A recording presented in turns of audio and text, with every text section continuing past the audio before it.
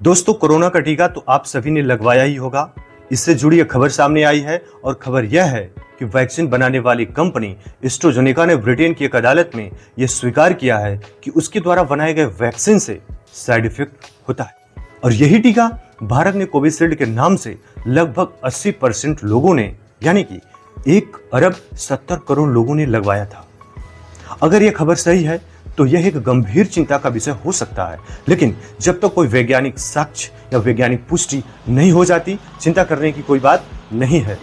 भारत में वैक्सीनेशन प्रक्रिया की शुरुआत जनवरी 2020 से शुरू हुई और लगभग 80% लोगों को कोविशील्ड का टीका लगाया गया, यानी कि 1 अरब 70 करोड़ लोगों को इसी कंपनी का टीका कोविशील्ड के नाम से लगाया गया। और जब से यह खबर सामने आई है, लोगों में यह खबर तेजी से फैल रही है और लोग चिंतित भी हैं। हालांकि इसकी एक वजह यह भी है कि हाल ही के दिनों में हार्ट अटैक जैसी गंभीर समस्याएं बढ़ी हैं और लोगों ने इस घटना को वैक्सीन के साइड इफेक्ट और दुष्प्रभाव से जोड़ दिया। अब हार्ट अटैक की समस्याएं वैक्सीन के दुष्प्रभाव या वैक्सीन का साइड इफेक्ट ही है, यह कहना सही नहीं होगा जब तक कि कोई वैज्ञानिक साक्ष्य या वैज्ञानिक पुष्टि नहीं हो जाती।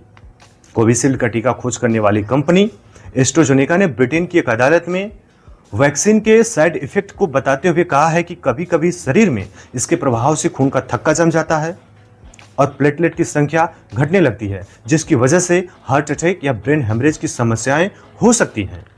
इस बीमारी को वैज्ञानिक भाषा में थ्रोम्बोसिस विथ थ्रोम्बोसिसाइटोपेनिया सिंड्रोम नाम दिया गया है, जिसे शॉर्ट फॉर्म में TTS कहा जाता है।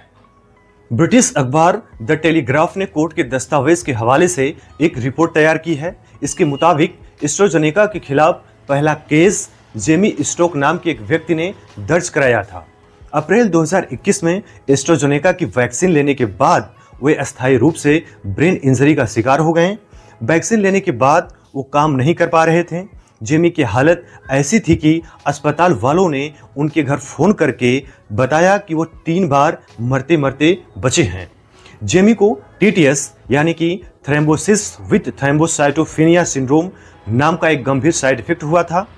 इससे लोगों के दिमाग में खून के थक्के यानी कि ब्लड क्लॉट्स बन जाते हैं और प्लेटलेट की संख्या कम हो जाती है। रिपोर्ट के मुताबिक एस्ट्राजेनेका ने इस साल फरवरी में ही कोर्ट में डॉक्यूमेंट जमा किए। इसी में बताया कि इसकी कोविड वैक्सीन में कुछ मामलों में TTS हो सकता है।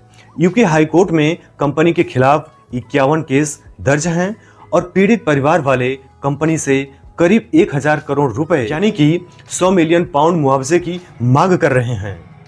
इससे पहले मई 2023 में एस्ट्राजेनेका ने कहा था कि वैक्सीन के कारण सामान्य तौर पर TTS होने की बात को वो नहीं स्वीकारता। हालांकि अब कंपनी कह रही है कि कुछ दुर्लभ मामलों में ऐसा हो सकता है और उसे पता नहीं है कि ऐसा क्यों हो रहा है। पीड़ित परिवार वालों के वकील ने कोर्ट में दावा किया है कि एस्ट्राजेनेका की वैक्सीन खराब है और इसके प्रभाव को काफी बढ़ा चढ़ाकर दिखाया गया है। हालांकि एस्ट्राजेनेका ने इसे सिरे से खारिज कर दिया। जब एस्ट्राजेनेका की कोविड-19 वैक्सीन लगनी शुरू हुई थी, तब भी इसके साइड इफेक्ट को लेकर खूब विवाद हुआ था। हालांकि तब कंपनी ने कहा था कि ट्रायल के दौरान वैक्सीन के कोई गंभीर साइड इफेक्ट्स देखने को नहीं मिले थे।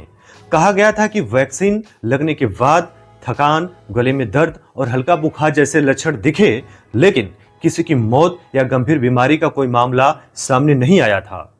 भारत में इस वैक्सीन का निर्माण सीरम इंस्टीट्यूट ऑफ इंडिया यानी कि SII ने किया था। मार्केट में वैक्सीन आने से पहले ही SII ने एस्ट्राजेनेका के साथ समझौता किया था। सीरम इंस्टीट्यूट दुनिया का सबसे बड़ा वैक्सीन निर्माता कंपनी है। भारत में करीब 80% वैक्सीन डोज कोविशील्ड के ही लगाए गए हैं। इसी साल जनवरी में द टेलीग्राफ ने एक रिपोर्ट छापी थी। ये रिपोर्ट बताती है कि एस्ट्राजेनेका की वैक्सीन के कारण जिन लोगों को गंभीर साइड इफेक्ट झेलने पड़े हैं, उन पीड़ितों ने शिकायत की कि उन्हें सोशल मीडिया पर अपने लक्षणों के बारे में बात करने पर सेंसरशिप का सामना करना पड़ा था। हालांकि इस पूरी घटना के बारे में अभी तक कोई वैज्ञानिक साक्ष्य या वैज्ञानिक पुष्टि नहीं हुई है।